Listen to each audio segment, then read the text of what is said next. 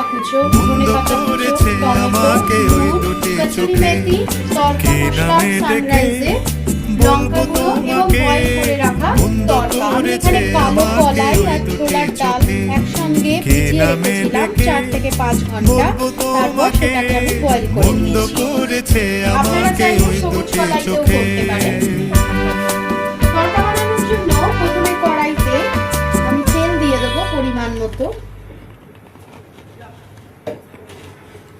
তেলটা গরম হয়ে এলে তেলের মধ্যে আমি টমেটো, আমি এখানে বড় 2টো টমেটো ইউজ করেছি।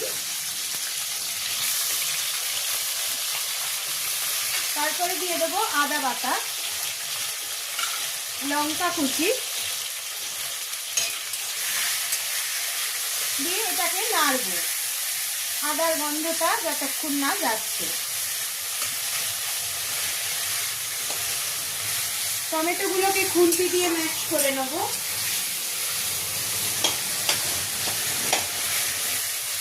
আমি এখানে 2টো কাঁচা লঙ্কা দিয়েছি কুচিয়ে, ঝালটা আপনারা আপনাদের মতন দেবেন।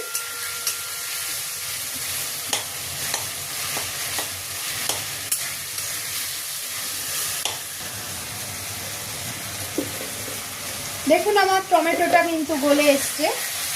আমি এবার দিয়ে দেবো পরিমাণ মতো লঙ্কা গুঁড়ো, ঝালটা অবশ্যই আপনারা বুঝে দেবেন।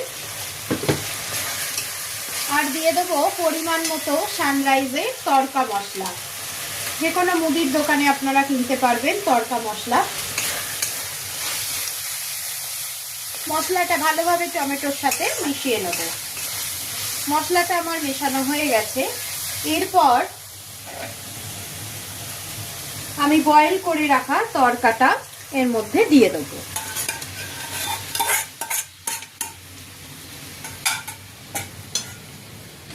দিয়ে এটাকে মশলার সাথে ভালোভাবে মিশিয়ে নেব।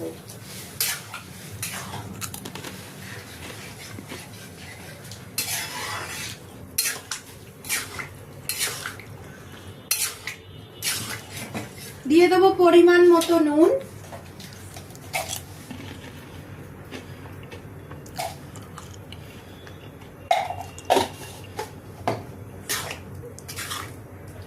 ধনে পাতা কুচি। ধনে পাতাটা একটু বেশি পরিমাণে দেবেন, তাহলে টেস্টটা কিন্তু ভালো হবে।